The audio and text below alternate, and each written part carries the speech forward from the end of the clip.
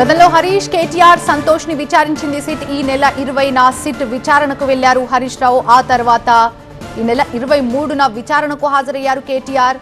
ఈ నెల 27న మాజీ ఎంపీ సంతోష్ విచారణకు హాజరయ్యారు. ఇక రేపు కేసీఆర్ ని విచారించనున్నారు సిట్ టీం.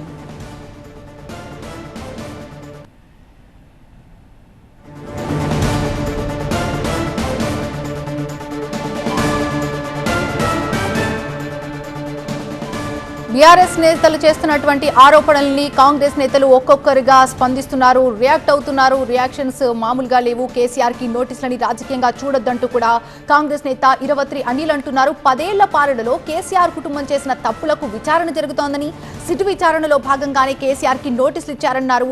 ఫోన్ ట్యాపింగ్ లో కేసీఆర్ కి సంబంధం ఉంటే చర్యలు తప్పవంటున్నారు. కేసీఆర్ విచారణకు గానీ కాంగ్రెస్ పార్టీకి గానీ ఎటువంటి సంబంధం లేదంటూ క్లారిటీ ఇస్తున్నారు. కాంగ్రెస్ పార్టీ కక్ష రాజకీయాలు చేయబోదంటున్నారు అనిల్.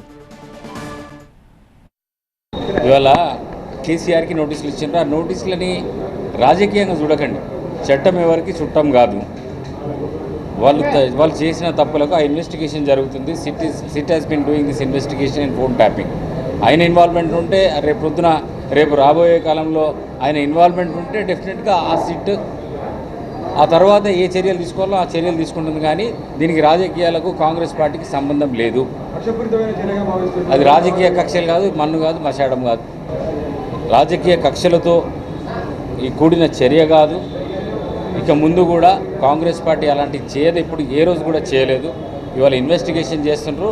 ఆ సిట్ అనేది అది ప్రభుత్వానికి సంబంధించింది. ప్రభుత్వం ఇప్పుడు ఆ సిట్ ఇన్వెస్టిగేషన్ ఫోన్ ట్యాపింగ్ పైన చేయడానికి పిలిచింది. కానీ దీంట్లో రాజకీయ కక్షలు ఎలాంటి దానికి ఏమీ సంబంధం లేదు.